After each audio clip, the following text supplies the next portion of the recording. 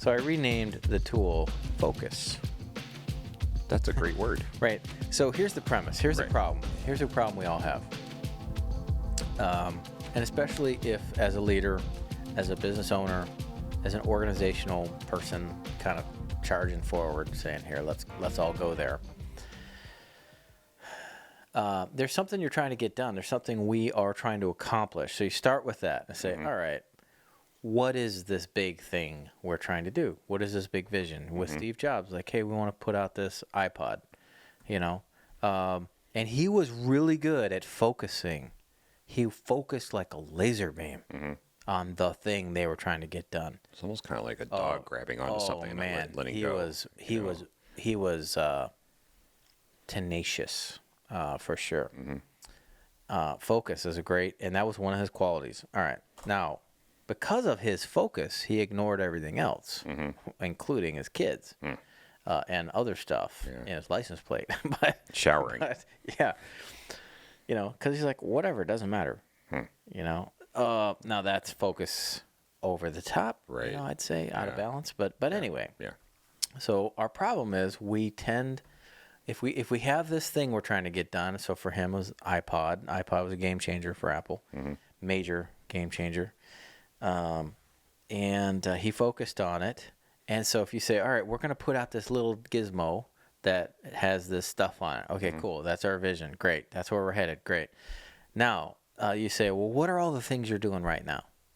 What is your week, your day, your month? Like, what are you doing? What's your life full of? And this is coming back to reading. You might say, well, I'm messing around on Facebook for an hour a day or 2 hours a day or watching Netflix or, whatever.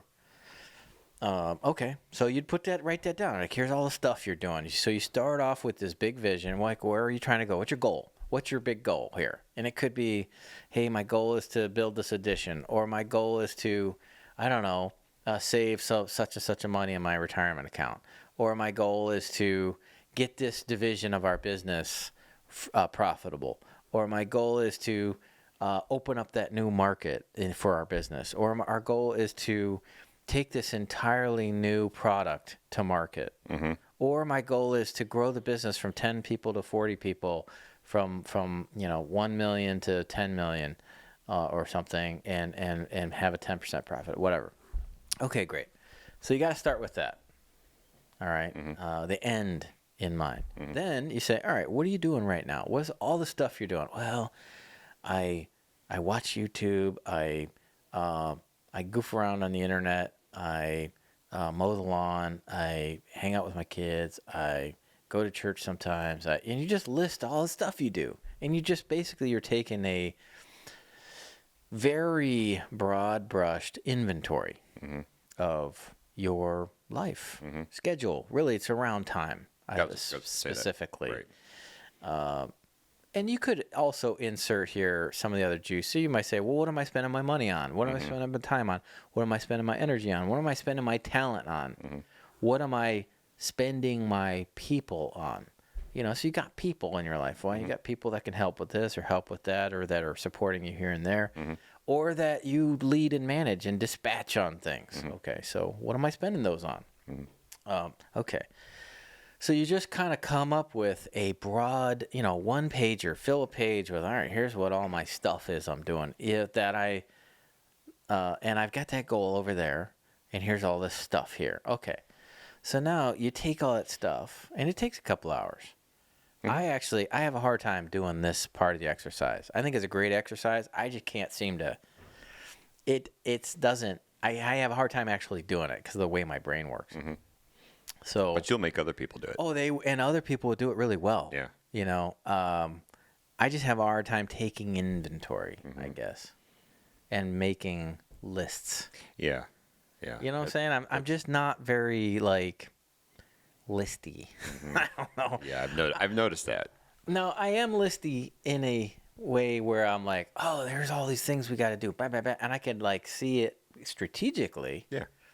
But I'm not like a good accounter of things. Yeah. You know what I'm saying? Yeah. So anyway, because I tried to do this. I'm like, I got really stuck. I'm like, oh, I'd have to have somebody else do it. Somebody else could come along with me and go, oh, well, you do this, and you do this, and you do that. And Need a then I could stenographer. yes, a stenographer, right? Court reporter, right? Exactly. So if I had that, now you do this exercise. Okay, so you take the word focus. Focus again is an acronym, and you want to kind of take all those things you're doing, and some of those things, and you're looking at the goal now. Some of those things are really important. Where if you don't do those things, there are dire consequences. You go broke, you go out of business, you get sued, the IRS calls you, you don't get to your goal, you stay at 1% profit or minus, or you're breaking even, or you're going into debt, or, your marriage falls apart, or whatever. There are dire consequences. And so those things are fundamentals. Yeah. They're foundational. Either F works there, first. Right. But that's the first. That's the F here is you want to go through that list and identify what are those fundamentals that must be done, and put a little F by them and circle. Okay, so then you look through that list and you say, all right, some of these things. And again, this is in light of the goal. All right. So some of these things are optional, where they have mild consequences. They're okay. That's another thing you could put there. So optional. Hey, these are okay. I like that. They're worth doing, but not terribly. All right. They have low value. They have some value. Some value. Yeah. But their value is low. Yeah. All right, so you put an O by those, as in optional or okay. So the next letter here is C, and that stands for comfortable or cozy. Like, these are things I just like doing because it makes me feel good, or I have a good day. My day is better because of that. Drinking coffee. Like, I could put coffee there. It doesn't matter if I drink coffee. Now, I'll tell you, and this is one of my sayings, I've said this before, there's not a lot that a good cup of coffee doesn't help. All right. Now, that being said, I don't really need it. It's like, it's just something I like. Right. All right. So you might say, man, how much time do you spend making coffee and drinking coffee? And if you said, what if you called a future client instead of drank coffee? Oh, okay, that would be boring. I mean, it would be productive, I'm sure. Right. I mean, I'd argue that, I don't know. Can you do both? At the same time? There you go. Maybe so. Yeah. But it's, just for sake of argument. Right. So you go through your list of stuff, and this is where you might say, okay, a little bit of Netflix. All right. It's like a relaxing. Okay. So if it's 9 at night or 10 at night, and you're like, I'm fried, and I just need to kick back and like zone a little bit. All right. Well, that's comfortable. That would fit under comfortable, but there are no consequences depending on what you're watching. Yeah. All right. You might be watching some stupid blather that toxifies your brain. Okay. Yeah. Stop that. Right. All right. So, that's coming. Right. Anyway, so the comfortable, you just go through this list and say, all right, here's these things that I'm doing that are comfortable. Okay, cool. Now you go through the list and say, and you put the C by those comfortable things. And this is, again, just observing what you got in your life. Now, the next one is you in focus, and that is, these are the things you should unload. Yeah. Now, they're not bad things. They're just things that you shouldn't be doing. Somebody else should be doing those. This is a real challenge as leaders scale. The definition of scaling means, in some ways, you're delegating well. Right. Where other folks are doing things that you used to do, and they're doing them better and cheaper so that you can do more of the things that only you can do that have a big impact on the whole organization. That's 80-20. Yeah, 80-20 all day long. So Steve Jobs, like, he could have been like, hey, instead of getting my car registered, I was thinking about the iPod. Okay, well, that makes sense, I guess. But really, he should have had he didn't have any personal assistance. He didn't have security detail. He didn't have a driver. He didn't have his doors locked. Like Isaac, what's his name? Walter Isaacson? He's like, yeah, I walked over. I flew into Steve, just flew into wherever, Palo Alto, and drove over and got out and walked around the yard and just kind of walked through the back door and found Steve. And the guy he is worth many billions of dollars. At one point, many times, he had this very interesting up and down relationship with Bill Gates. Mm-hmm. Very, very interesting and very tumultuous, as well as up and down. Mm-hmm.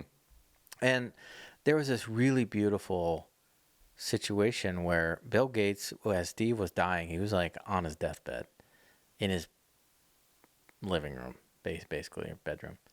And Bill Gates like showed up and just kind of strolled in the living room and, hey, is Steve here? Mm-hmm. And his daughter or wife or somebody was like, yeah, go see him. And he went and he hung out, sat on his bed for like 3 hours. And it was like 3 days before he died or something. Wow. And they had, now Steve was really bad at saying he was sorry. Mm-hmm. There's this great That's scene not a surprise. in Megamind. Have you seen Megamind? I think Oh my it gosh, was a long dude, time ago. it's funny. Yeah, So I'll there's need this to great rewatch scene that. in Megamind where the character, the main character, who struggles with humility, he struggles with he doesn't have humility. He struggles with arrogance, I guess. Mm-hmm. And he goes, he has this right hand person. Mm-hmm. I think he calls him Minion. I think, and he goes, Minion, you were right, and I was less right. And like, come on, dude. So Steve was like that. Right. He just couldn't. He couldn't be like, yeah, I screwed that up. Yeah. He was just like, yeah, you did that better. But he wouldn't say like, I screwed it up. Yeah. Anyway. Yeah. Well, so there were things that he should have delegated Mm-hmm. and unloaded. Mm-hmm. And that's the you. Just unload this stuff. It's important stuff to have done, but it's just not you. Mm-hmm. All right? You shouldn't be doing it. Somebody else should be. Bookkeeping, Mm-hmm. right? I mean, in a business, hire somebody to do the books. Right. Sub it out. Mm-hmm. Outside the business, a lot of times like HR, sub it out. Mm-hmm. IT, sub it out. Mm-hmm. Now at some point, maybe it makes sense to have full timer sitting in the seat. Okay, but the point is that many business owners are mesmerized, or they're control freaks, Mm-hmm. and they can't let go of certain elements of the business because they're freaked out. Now Steve Jobs was freaked out too. Yeah. You see that in Yeah. the book. There were things that really freaked him out. Mm-hmm. And like, well, that really hurt him. It hurt. Mm-hmm. It hurt a lot of things Mm-hmm. in his life and that are still reverberating, I'm sure. You need to unload those things, Yeah. right? Right. And freaked out is a bad reason to hold on to stuff. A lot of business owners do that. And then lastly, the S is stop. There's some stuff you should just stop doing because they're dumb, Mm-hmm. they're toxic, they're mindless, they're unhealthy, they're not, they're just not a valuable part of your life. You know what I'm saying? They're not even cozy or comfortable. They're just dumb. And Eating chicken livers. wow, Just stop that. yeah, I mean, they might be good for you. I don't I know. don't. I don't know. But maybe eating donuts. All right. I don't think you can argue that donuts are good for you at any level. So they're yummy. They're delicious. And once in a while, having a donut. Okay, cool. But so having 4 or 5, no, No. that's dumb. that just stop doing that. yeah, You know, and absolutely. figure out why. And there's some root there. Use Yeah, the smack that- tool right. to figure it out. Right. So anyway, that is this little focus tool. Again, it's just a hack to get you to see some stuff and do some stuff differently. And some of this I pulled from Eat That Frog book, and some of this I pulled from the Steve Jobs book, and that should help. It's helping me.